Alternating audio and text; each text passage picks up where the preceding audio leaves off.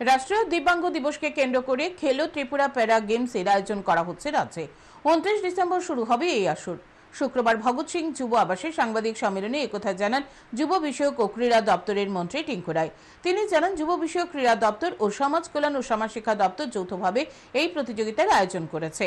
29 তারিখ থেকে 31 তারিখ পর্যন্ত চলবে কর্মসূচি। এতে 364 জন দিব্যাঙ্গ অংশ নেবেন। রাজধানীর স্বামী বিবেকানন্দ ময়দানে 29 তারিখ মুখ্যমন্ত্রীর হাত ধরে অনুষ্ঠানের উদ্বোধন হবে। 30 তারিখ সকাল থেকে শুরু হবে প্রতিযোগিতা, বিকেলে পুরস্কার দেওয়া হবে। মন্ত্রী আরও জানান, এছাড়াও দিব্যাঙ্গদের জন্য থাকবে সুশাসন শিবির, তারা যাতে সরকারি বিভিন্ন সুযোগ সুবিধা গ্রহণ করতে পারেন।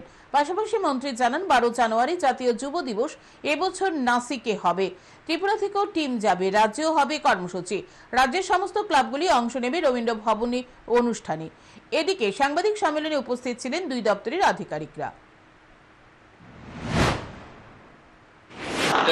প্রথমবার এই ধরনের একটা গেম আমরা আয়োজন করতে চলছি।